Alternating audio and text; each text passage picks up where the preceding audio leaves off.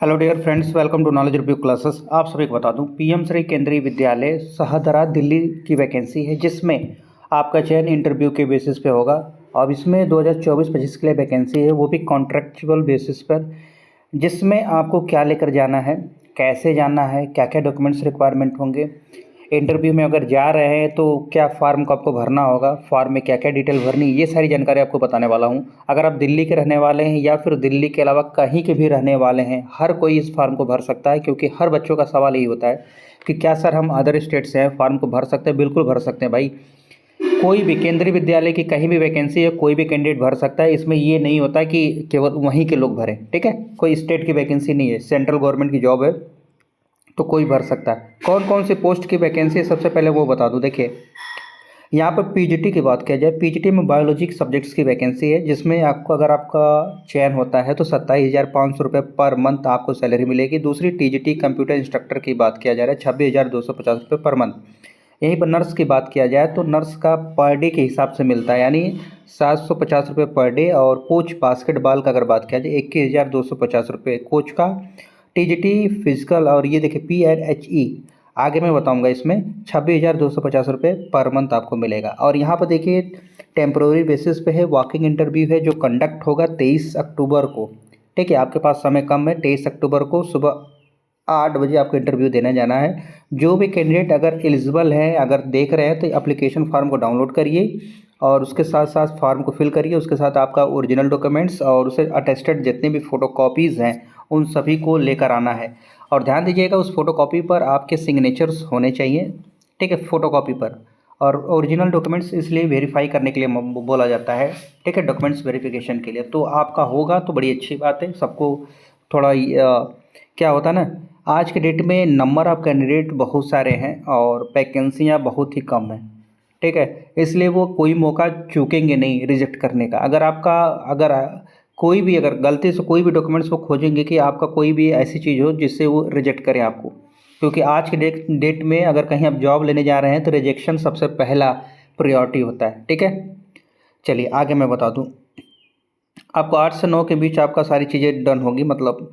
और ये देखिए, अगर आप पीजीटी बायोलॉजी से अप्लाई करना चाहते हैं तो आपके लिए क्वालिफिकेशन क्या होगा। देखिए, सबसे पहले पीजीटी होता क्या है, पोस्ट ग्रेजुएट टीचर, जिसमें आपका पीजी होना चाहिए, यानी पोस्ट ग्रेजुएशन होना चाहिए, ठीक है। परास्नातक जिसको बोलते हैं, आपका परास्नातक उस सब्जेक्ट स्पेसिफिक सब्जेक्ट से होता है।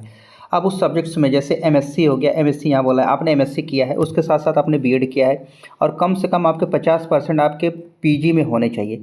अब एमएससी में से कोई भी सब्जेक्ट्स होगा तो चलेगा, जैसे botany, zoology, life science, bio science, genetic, micro, इसमें से कुछ भी तो भी चलेगा। टीजीटी कंप्यूटर इंस्ट्रक्टर की बात किया जाए तो अगर आपने बी किया है, बीटेक किया है, साथ में आपने बीएड है, ठीक है, ऐसा इन्होंने नहीं बोला है, ध्यान से सुनिएगा, इसमें बीएड नहीं बोला है। अगर टीजीटी कंप्यूटर इंस्ट्रक्टर के लिए अप्लाई कर रहे हो तो ये बीएड इसमें मानने नहीं ज़रूरत नहीं है। बीटेक होना चाहिए, या बीसीए हो, या एमसीए हो, या एमएससी हो कंप्यूटर साइंस में, या फिर आईटी एमएससी आईटी हो, या बीएससी कंप्यूटर साइंस हो तो चलेगा। याद रखिएगा, आपको यहाँ बीएड की रिक्वायरमेंट नहीं है। दूसरी चीज़ अगर बता दूँ, अगर ये क्वालिफिकेशन आपके पास नहीं भी है, जो कंप्यूटर इंस्ट्रक्टर वाले हैं, तो ये हो सकता है आपके बैचलर या मास्टर डिग्री होना चाहिए किसी भी स्ट्रीम में, ठीक है। उसके साथ साथ आपके पास पोस्ट ग्रेजुएट डिप्लोमा, यानी कंप्यूटर में आपका डिप्लोमा है तो भी आप एलिजिबल है, ठीक। नर्स की बात किया जाए, आपका बीएससी नर्सिंग होना चाहिए या फिर जेएनएम, और ठीक है, उसके साथ साथ कंप्यूटर के बारे में जाना तो भी आप एलिजिबल है। कोच की बात किया जाए तो एसएआई कोच, ये सारी कॉल डिप्लोमा होना चाहिए, अभी participate national level state level में होना चाहिए। और टीजीटी की बात किया, पीएनएचई की बात किया जाए तो इसमें देखिए बीपीएड होना चाहिए, या एमपीएड हो, या फिर डिप्लोमा, या फिर पार्टिसिपेशन है नेशनल स्टेट लेवल और गुड ट्रैक, आपका रिकॉर्ड अच्छा, मतलब कुछ भी है तो आपका चलेगा। दूसरी चीज़ बता दूं, यहाँ पर आपके जो कैंडिडेट हैं उनको टीचिंग दोनों मीडियम में आनी चाहिए, हिंदी इंग्लिश दोनों। ऑब्वियस सी बात है, आज के डेट में किसी इंग्लिश नहीं आती, किसी हिंदी नहीं आती। अलग बात है कि आदमी बोल नहीं पाता, लेकिन बच्चों को पढ़ा तो सकता है। आपने इंग्लिश में पढ़ा ही होगा, ऑब्वियस सी बात है कि आपने मास्टर किया होगा तो इंग्लिश में किया होगा, हिंदी में तो पढ़ा नहीं होगा, ठीक।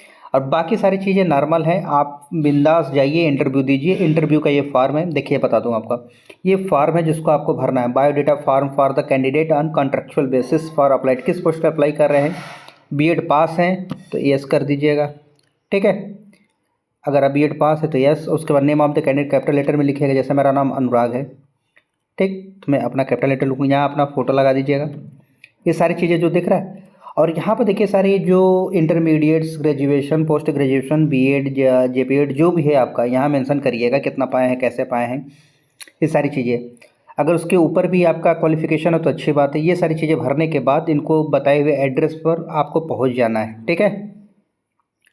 देखिए ये है आपका ईमेल, ये इस ईमेल को देख रहे हैं। अगर आपको कोई डाउट्स हो तो इनके ईमेल पर जाकर आप पता कर सकते हैं। कोई भी एनी डाउट्स आप बेहिचक इनके नंबर पर कॉल करिए, पता करिए जो भी आपके डाउट हो, छोटा से छोटा भी डाउट हो तो भी आप पता करिए, ठीक है, क्योंकि इनका काम है आपको बताना, ऐसा नहीं है।